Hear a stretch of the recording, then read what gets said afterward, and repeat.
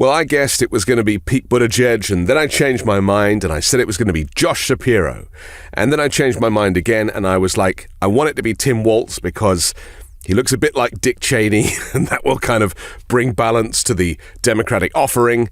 Well, Kamala Harris, at her first rally since announcing Minnesota's Governor Tim Walz as her running mate at the Temple University in Philadelphia, Pennsylvania, the energy, the positivity, and the pure joy was felt amongst thousands of voters cheering and waving Harris-Walz signs. A complete contrast to Donald Trump and J.D. Vance's vision for America. The kind of coach, because he's the kind of person who makes people feel like they belong and then inspires them to dream big. And that's the kind of vice president he will be.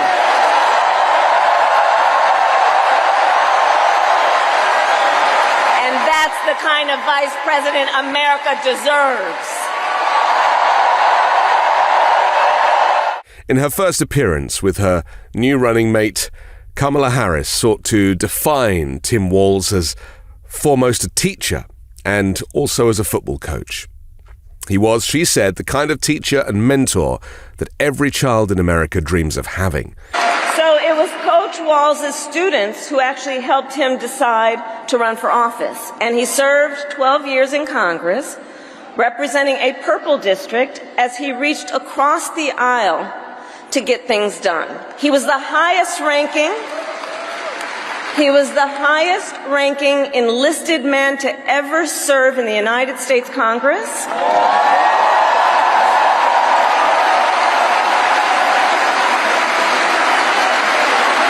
The top Democrat on the Veterans Committee.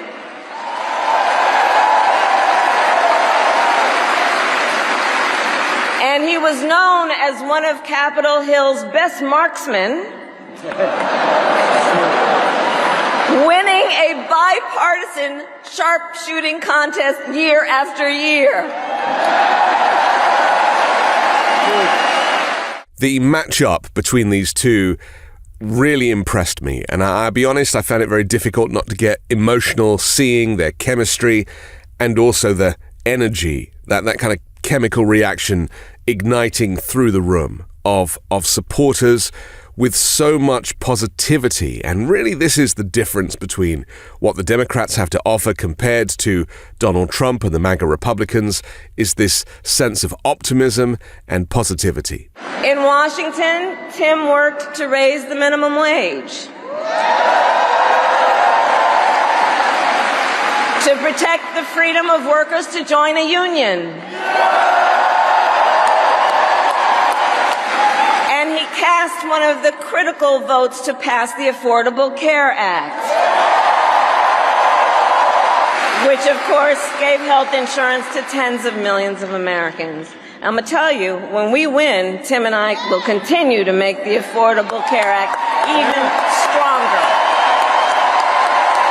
So Pennsylvania, ours is a fight for the future of the middle class, and it is a fight for freedom. A total contrast to the negativity and the hate spewed by Donald Trump and J.D. Vance. Together, their negativity and their anger and their dissatisfaction with America will not win any votes.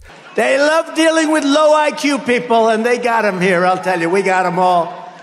She is terrible. She's worse than he. I think she's worse than him.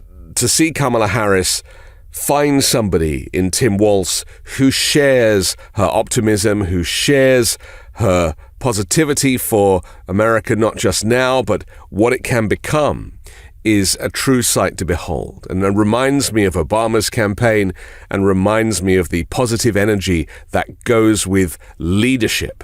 Donald Trump is not a leader. He is an authoritarian. He wants us, and I quote, his people to stand up to attention when he talks. That is not the kind of language that we would want from a democratic leader of the United States. And so we are faced with two very different visions of America, and today we really received what I think so many Americans are crying out for, a sense of hope and a sense of positivity for the future. In this moment, we are witnessing a full-on attack against hard-fought, hard-won freedoms and rights. Take reproductive freedom. Now think about this. Donald Trump said he wants to punish women. And as a result of his actions, today in America, 1 out of 3 women live in a state with a Trump abortion ban. 1 out of 3. Some of these bans go back to the 1800s, even before women had a right to vote. Think about that. Well, Tim and I have a message for Trump and others who want to turn back the clock on our fundamental freedoms. We're not going back.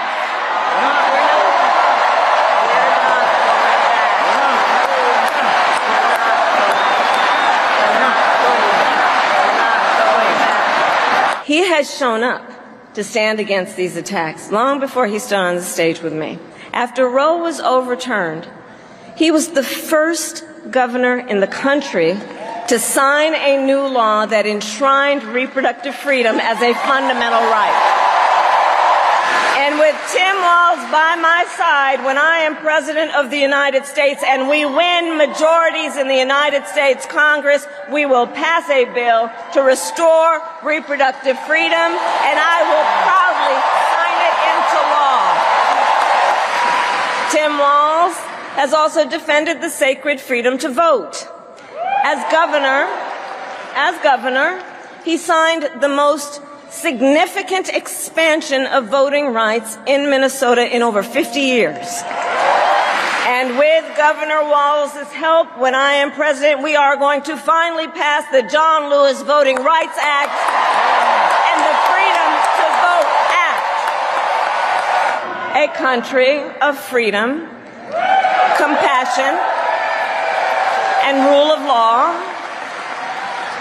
or a country of chaos, fear, and hate. And here's the beauty of our democracy. We each have the power to answer that question. We each have the power to answer that question. The power is with the people. We love our country. And I believe it is the highest form of patriotism to fight for the ideals of our country.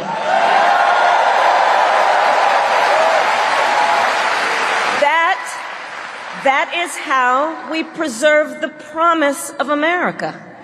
Because only in America is it possible for them together to make it all the way to the White House. And there's very little I can add to the speeches that were made today, because I really felt that Kamala Harris as a great public speaker and Tim Walz as possibly an even greater public speaker together had this magic, this electricity that really kind of laid out their stall and their vision for America. Welcome the next Vice President of the United States, Tim Walz.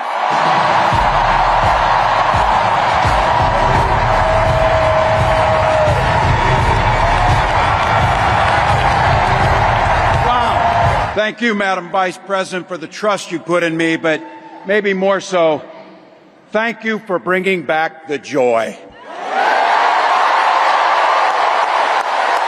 And Tim makes a good point when he talks about bringing the joy back. Thank you, Kamala, for bringing the joy back.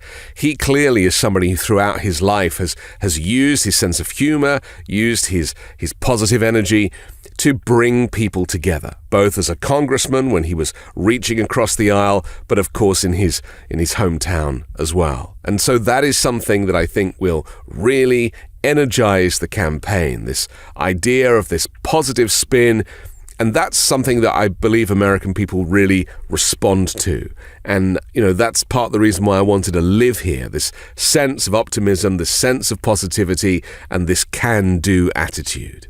I was born in West Point, Nebraska. I lived in Butte, a small town of 400, where community was a way of life. Growing up, I spent the summers working on the family farm. My mom and dad taught us, show generosity towards your neighbors and work for a common good.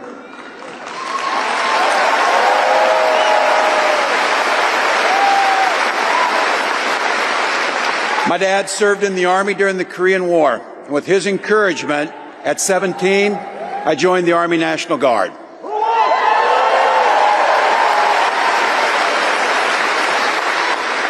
For 24 years, I proudly wore the uniform of this nation.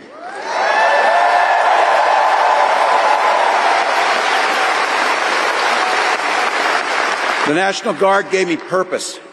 It gave me the strength of a shared commitment to something greater than ourselves.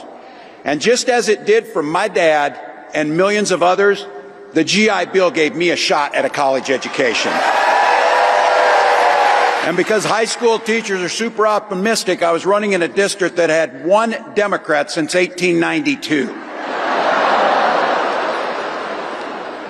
Well, my neighbors graced me with an opportunity to represent them in the United States House of Representatives.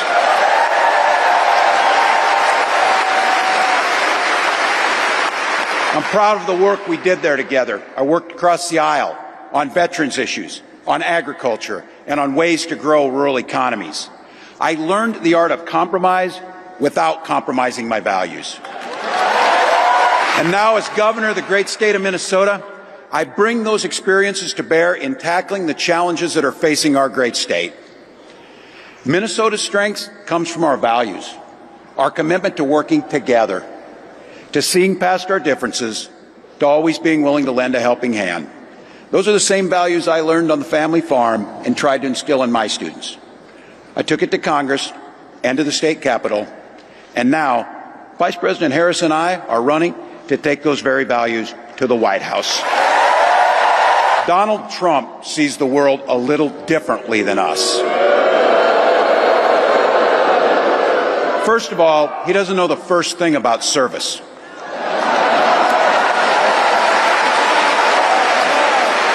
He doesn't have time for it because he's too busy serving himself. Again and again and again, Trump weakens our economy to strengthen his own hand. He mocks our laws. He sows chaos and division. And that's to say nothing of his record as president. He froze in the face of the COVID crisis.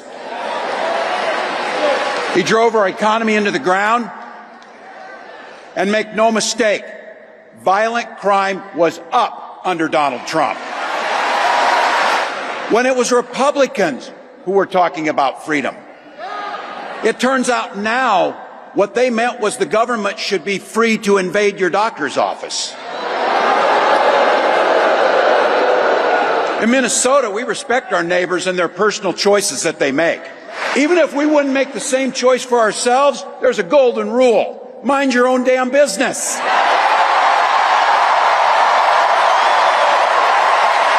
And this gets personal for me and my family. When my wife and I decided to have children, we spent years going through infertility treatments. And I remember praying every night for a call for good news. The pit in my stomach when the phone rang, and the agony when we heard that the treatments hadn't worked. So it wasn't by chance that when we welcomed our daughter into the world, we named her Hope. When Vice President and I talk about freedom, we mean the freedom to make your own health care decisions. And for our children to be free to go to school without worrying they'll be shot dead in their classrooms. By the way, as you heard, I was one of the best shots in Congress, but in Minnesota, we believe in the Second Amendment, but we also believe in common sense gun violence laws. Vice President Harris' idea of freedom is a ticket for education to be that ticket to the middle class, not crippling debt. Air that's clean, water that's pure, communities that are safe. So you know what's out there, so say it with me. We aren't going back. We aren't going back. We are not going back.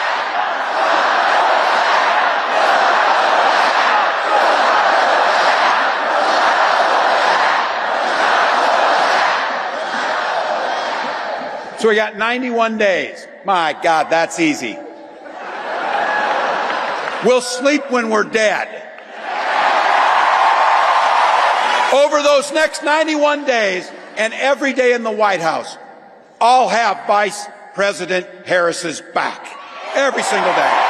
He said that when he and Harris talk about freedom, they mean freedom to make your own choice about your body and the freedom for children to go to school and not worry about being shot.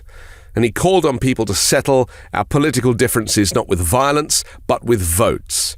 He said, don't believe Donald Trump when he plays dumb. He knows exactly what Project 2025 will do to restrict our freedoms, and said of a second Trump term, only this time it'll be much, much worse.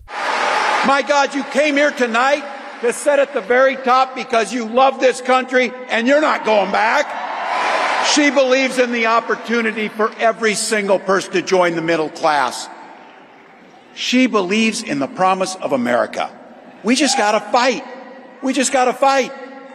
Because as soon-to-be President Harris says, when we fight, we win. And so with this incredible rally, it's a shot in the arm to the Democratic campaign, which already was seeing an enormous amount of momentum with the announcement of Kamala Harris as candidate, and coupled with Tim Walz. I truly believe that they are the pair to unite America and reach out to voters of all stripes, especially the undecided and the independents who recognize that this choice that we make in November is between freedom and fascism, between democracy and dictatorship. And these two are carrying a torch for freedom in a way that I have never seen before. Thank you, Philadelphia. Thank you, Vice President. God bless America. I'm Anthony Davis. Catch me on the 5 Minute News YouTube channel and podcast on Wednesdays co-hosting Uncovered, and on Sunday on The Weekend Show with MeidasTouch. Love this video? Make sure you stay up to date on the latest breaking news and all things Meidas by signing up to the MeidasTouch newsletter at MeidasTouch.com/newsletter.